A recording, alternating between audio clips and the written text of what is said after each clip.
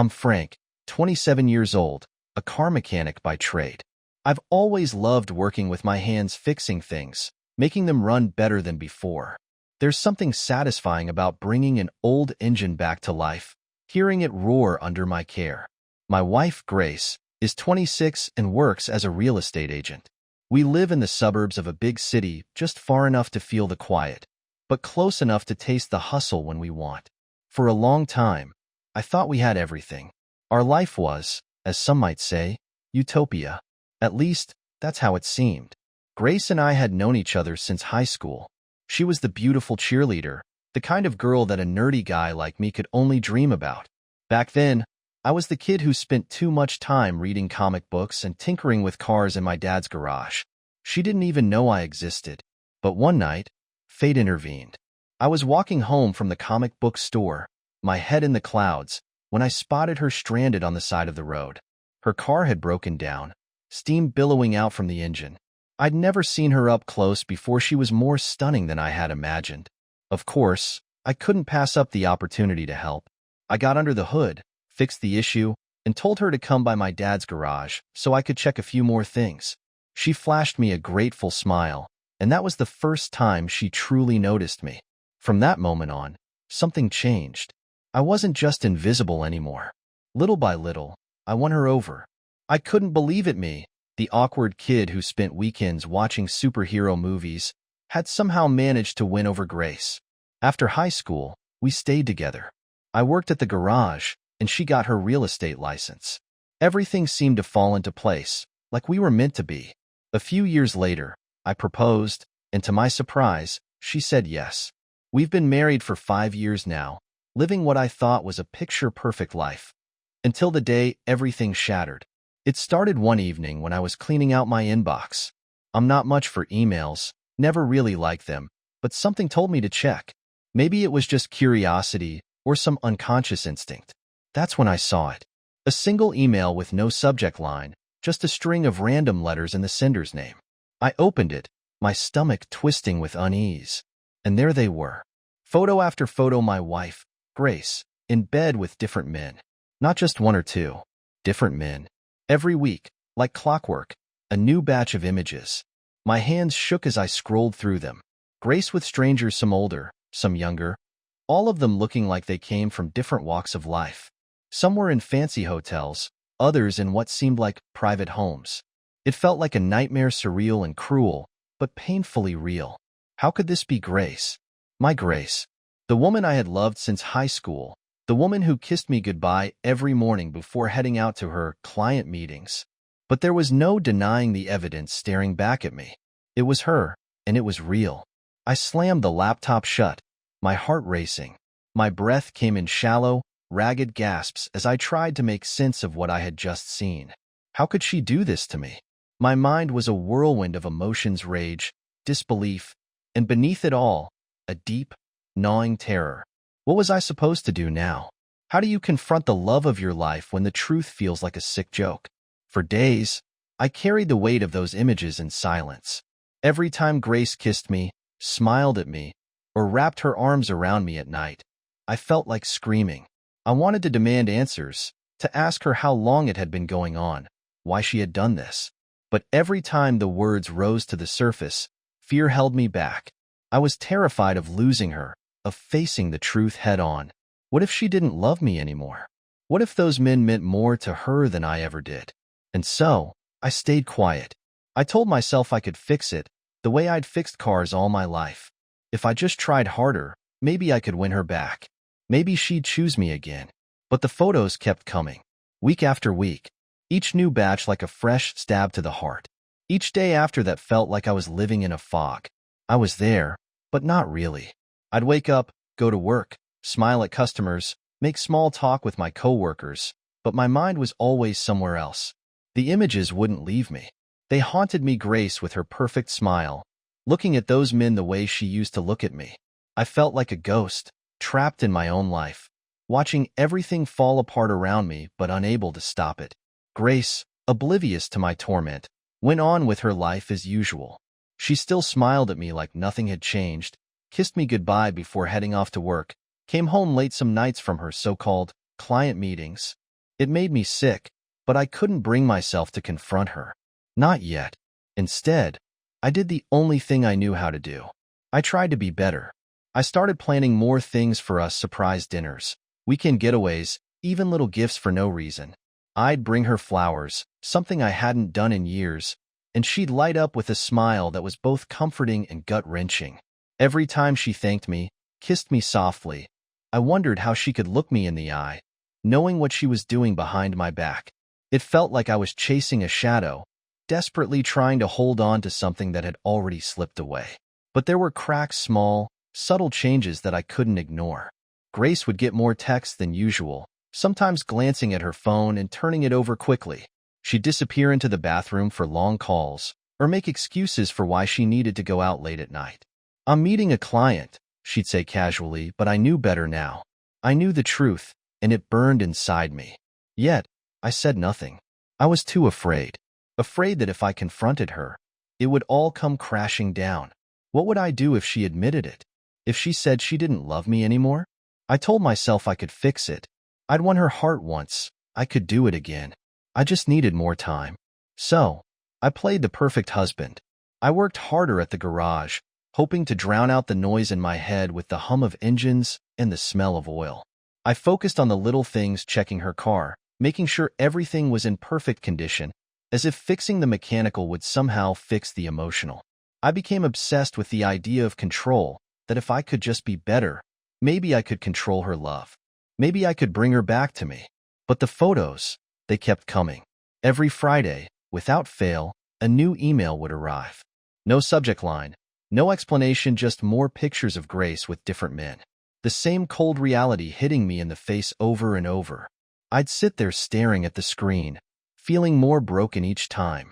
The rage that I'd been burying deep down began to surface, and I had no outlet for it. I couldn't punch an engine to make it run smoother, couldn't tighten a bolt to hold my marriage together. There were days when I felt like a fool sitting there at the dinner table, listening to Grace talk about her day, about houses she'd sold, clients she'd helped. It was as if she was playing a role, and I was just another character in the script, too blind or too stupid to see what was really going on. But the truth?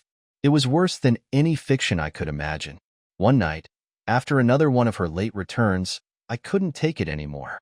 We sat in silence at the table, the clock ticking loudly in the background.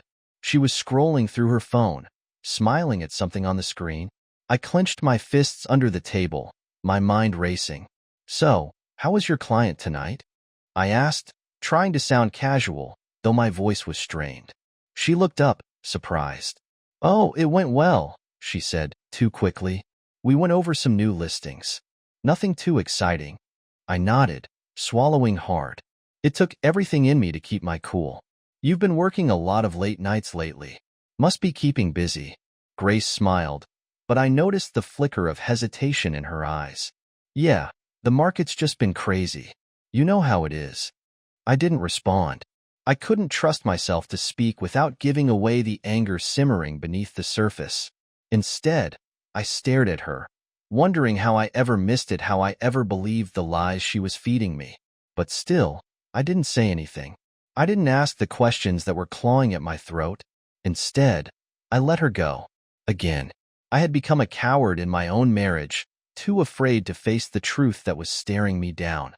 The weeks dragged on, each one heavier than the last. I was suffocating in the silence of my own home, the walls closing in on me every time I looked at Grace. She still smiled, still acted like everything was fine. And maybe, in her twisted reality, it was. Maybe the lies were so seamless, so perfectly integrated into our life, that she couldn't even see the wreckage they were causing. But I saw it. I felt it. Every single day. The only time I felt any sense of control was at the garage. There, I was in my element. I could lose myself in the hum of engines, the scent of grease and gasoline. Cars didn't lie. They didn't cheat. They either worked or they didn't, and I knew how to fix them. I'd spend hours there, working late into the evening, avoiding home, avoiding her. It became a refuge, a place where the weight of her betrayal couldn't reach me, at least not as intensely. But even then, the photos haunted me. Every Friday, like clockwork, a new batch would appear in my inbox. It had become a routine, me sitting in front of my laptop, opening the latest batch of hell, scrolling through images that were destroying me piece by piece. Some were so graphic I had to look away, the bile rising in my throat. The men were different, each one a new blow to my already shattered heart. Grace with them, in bed, smiling, touching them the way she used to touch me. And the worst part? I still didn't know who was sending them. Whoever it was, they were playing with me, taunting me with this slow torture. Some days, I wondered if it was someone Grace knew, one of the men. Maybe. Was it their way of rubbing salt into the wound? Or was it some twisted game? But even in my darkest moments, I didn't have the courage to confront her. One Friday, after an especially brutal day at the garage, I came home to an empty house. Grace was out again, showing a property. Or at least that's what she had texted me earlier. I sat down at the kitchen table, staring at the unopened laptop in front of me, dreading the email that was waiting for me. It was like walking into a burning building, knowing it would hurt, but doing it anyway. I opened the email, and there they were. This time, though, something was different. The photos weren't in hotels or strange homes. They were in our bedroom, our bed. My stomach turned as I stared at the screen, the familiar setting mocking me. The sheets I'd laid on, the pillows I'd rested my head on after long days, now desecrated by these men. One photo showed Grace, laughing, her hand playfully tugging at the sheets, her skin glowing in the soft light of our bedside lamp. It was a scene that had once been ours, intimate, private, but now it felt stolen, twisted into something ugly. I clenched my fists, feeling the fury rise in me like never before. The rage I had been holding back for weeks, months, really was bubbling to the surface, threatening to spill over. I slammed the laptop shut, the sound echoing through the empty house. My breaths came hard and fast, my chest heaving with the weight of it all. I couldn't take it anymore. I couldn't keep pretending that I was okay, that we were okay. She was ripping my life apart, piece by piece, and I was just letting it happen. How had I become so weak? How had I let it get this far without saying a word? The anger boiled over, and before I knew it, I was on my feet, pacing the living room. My mind raced with thoughts of revenge, of finally confronting her, of making her feel the pain she had caused me. But then, just as quickly, fear crept back in. What if she left? What if this was the end? Could I really walk away from her, from the life we had built? I hated that I was still scared. I hated that despite everything, I was still holding on to the hope that she would stop, that she would choose me again.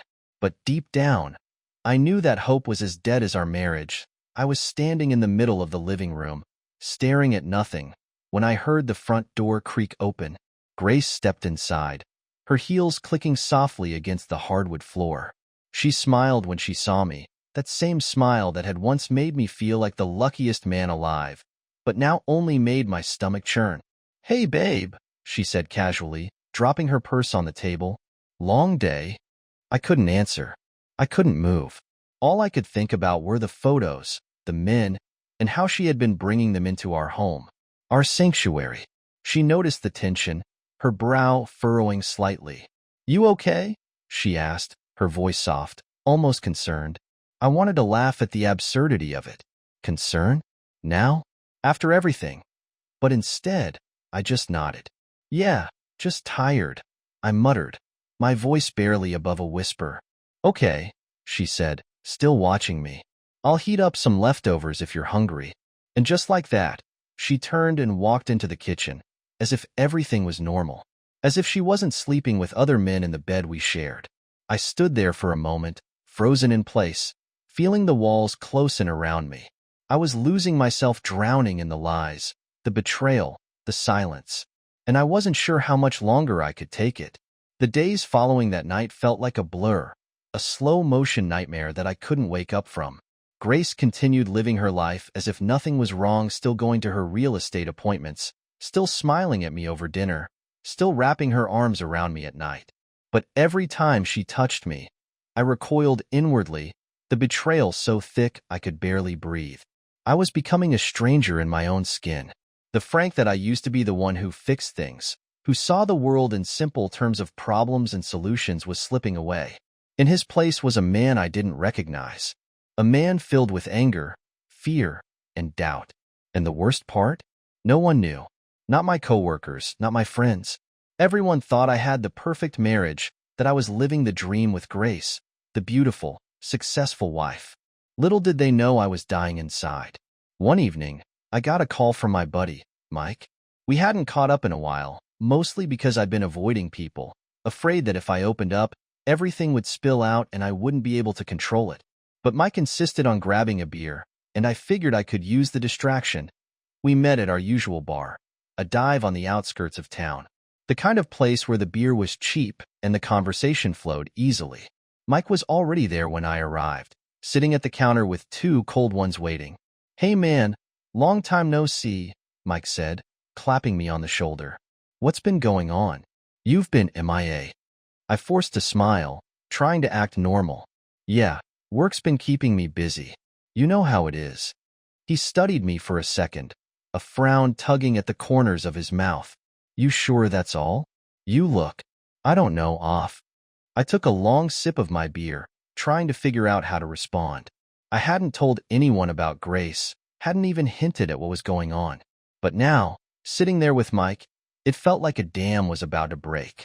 "Things have been complicated," I said slowly, my voice thick with the weight of what I wasn't saying. "Complicated how?" Mike leaned in, concern written all over his face. "You and Grace okay?" I opened my mouth to lie, to say everything was fine, but the words wouldn't come.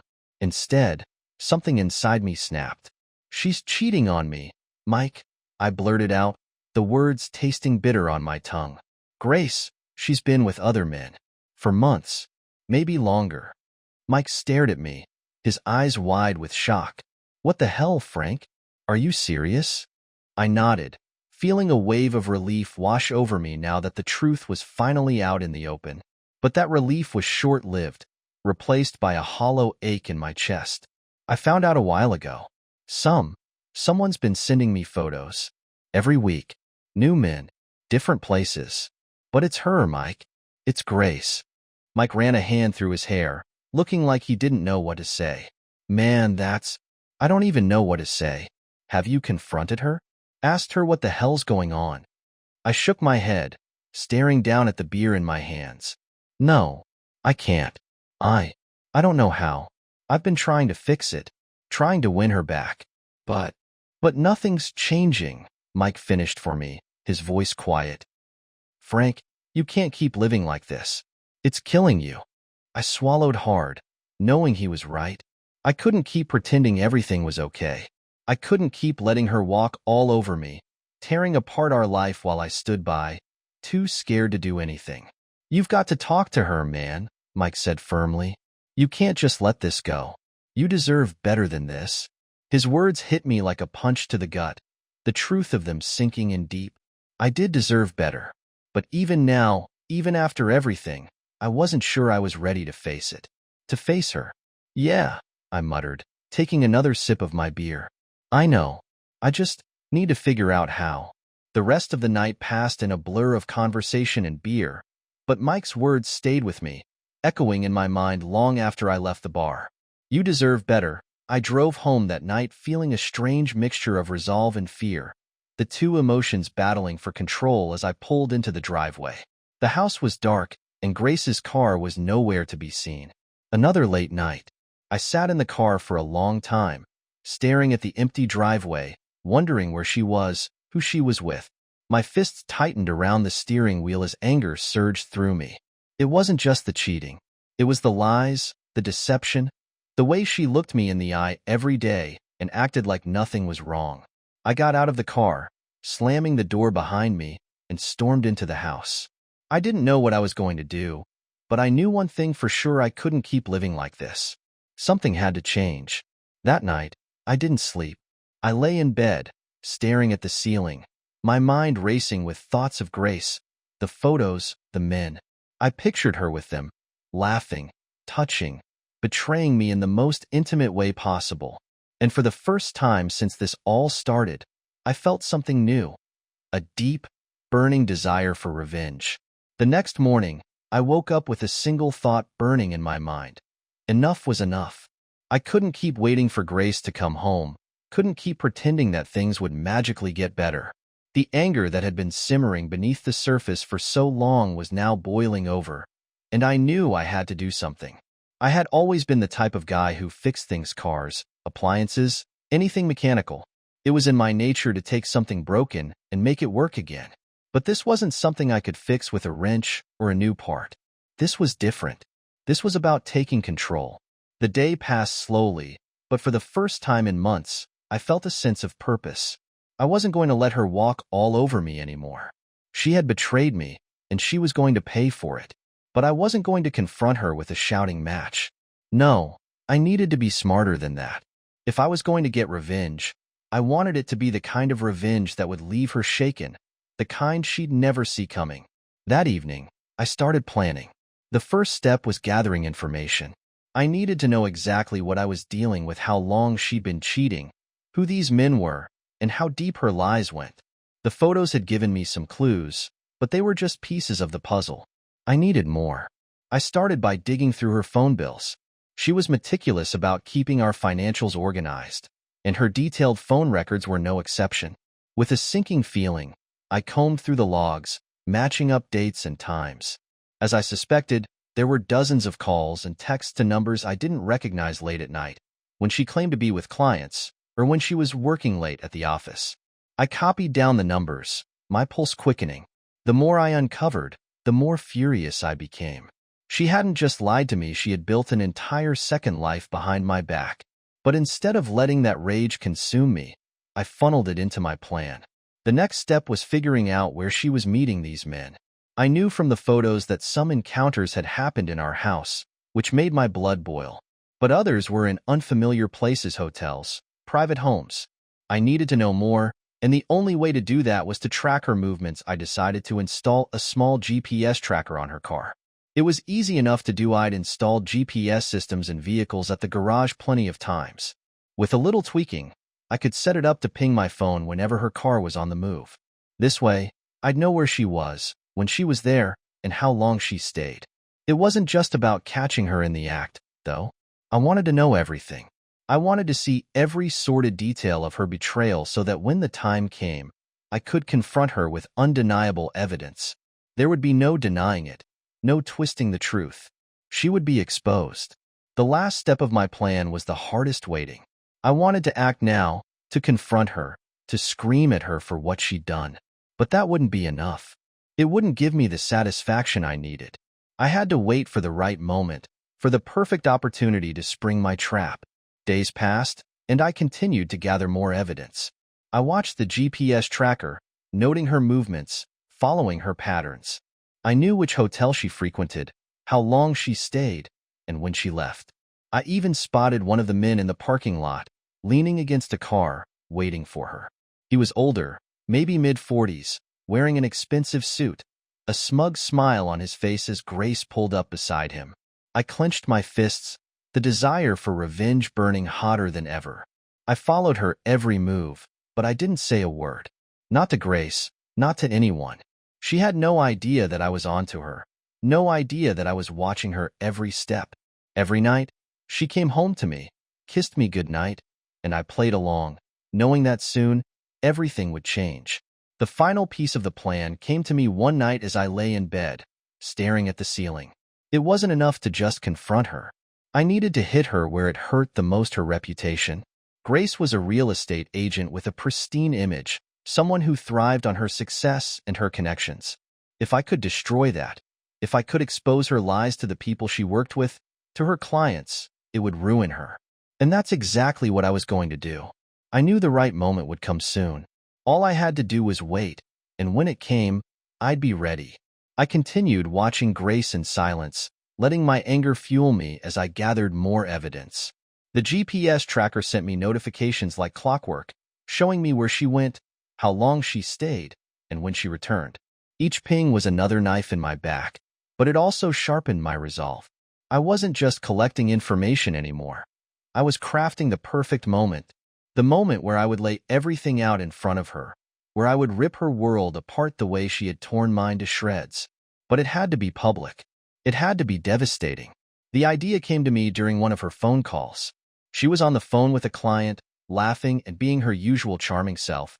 But then I overheard her mention something about a big real estate event coming up, a client appreciation gala.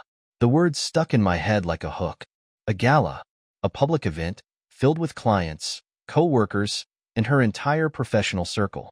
It was the perfect stage for her downfall. I dug into it. Sure enough, it was being held at a high-end venue in the city, a swanky ballroom where Grace had closed some of her biggest deals. Everyone who mattered in her industry would be there.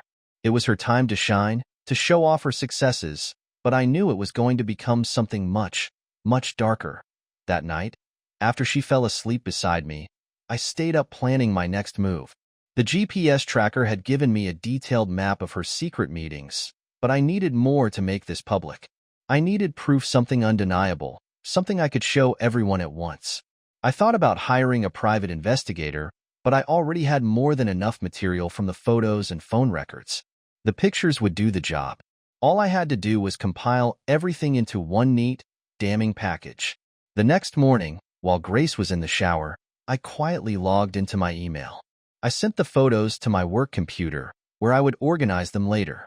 I'd compile the entire history, every man, every meeting, every moment she thought I didn't know about. I'd create a slideshow that would expose her lies to the world in the most humiliating way possible. Days passed as I perfected the presentation. I found footage online of how people handled public confrontations, learning from their mistakes.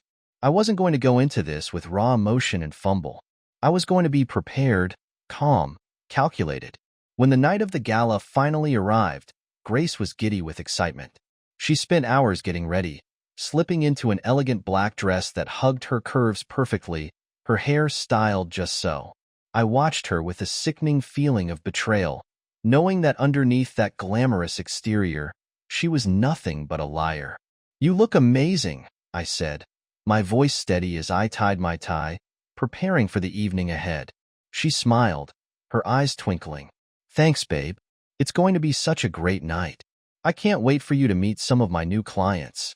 I forced a smile, nodding along. "Yeah, me too. Should be a night to remember." As we drove to the event, my heart raced, not from nerves, but from anticipation. I had the USB drive in my jacket pocket, the presentation ready to go. All I needed was the right moment. Grace chatted on the way there, blissfully unaware of the storm that was about to hit her. When we arrived, the ballroom was filled with laughter and music. People milled about, drinks in hand, congratulating Grace on her latest successes. She worked the room like a professional, shaking hands, introducing me to clients with that same smile that had once made me feel proud to be her husband. Now, it only made me sick. I waited, biding my time, blending in as I watched her charm everyone around her.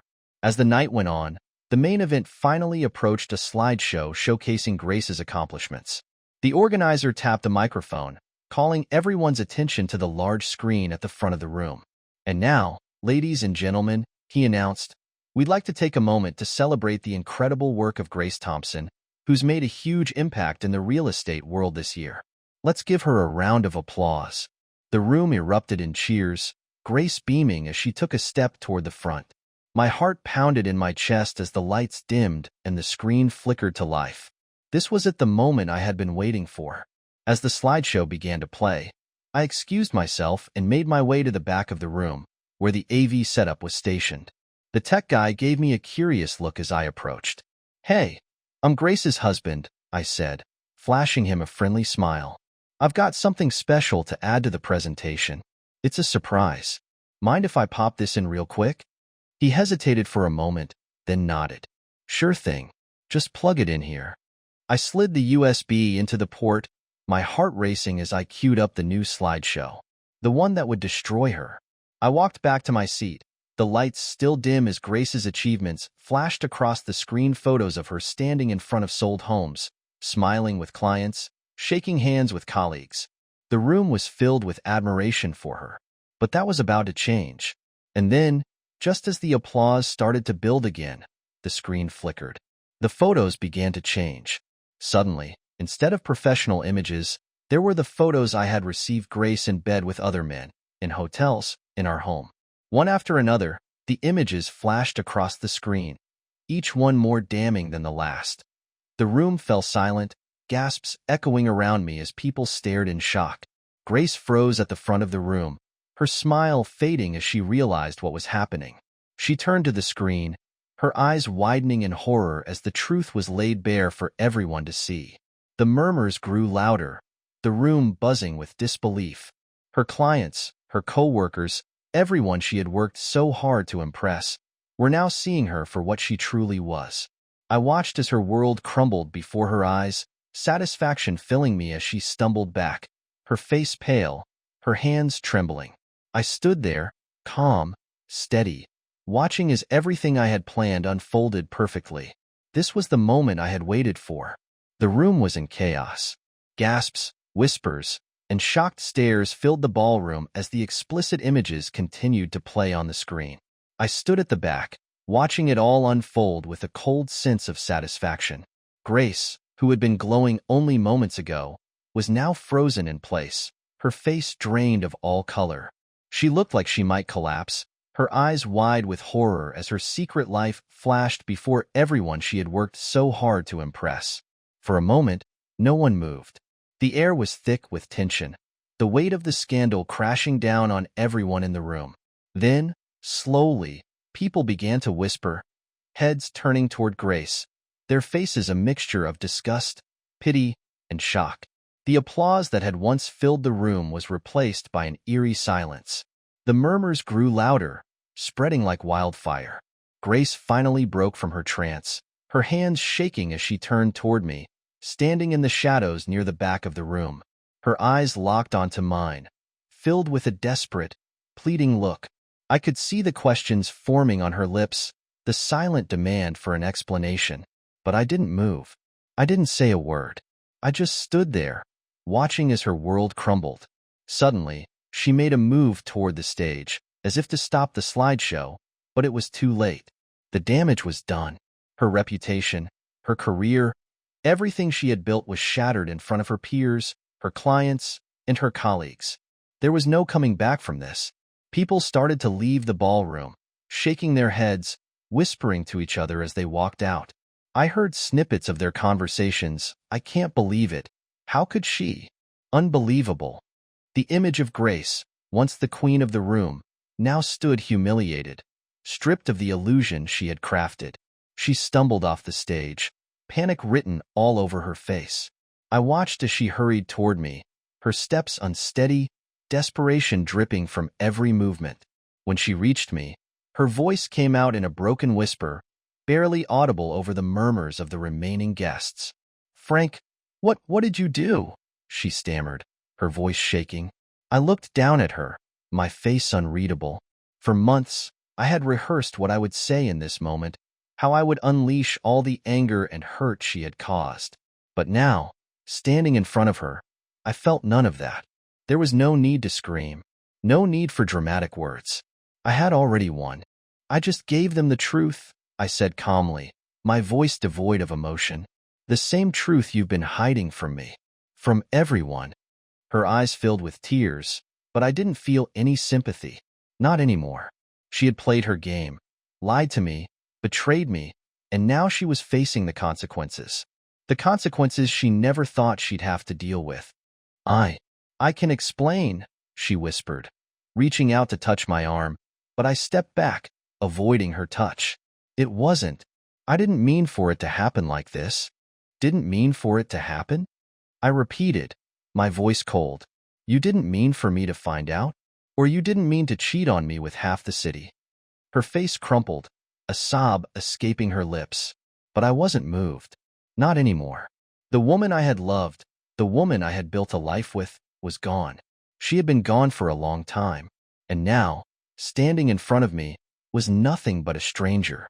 The people around us pretended not to watch, but I could feel their eyes on us. Grace was standing there, broken, exposed, and for the first time in months, I felt free. The weight that had been crushing me was lifted. I had taken control back. I had won.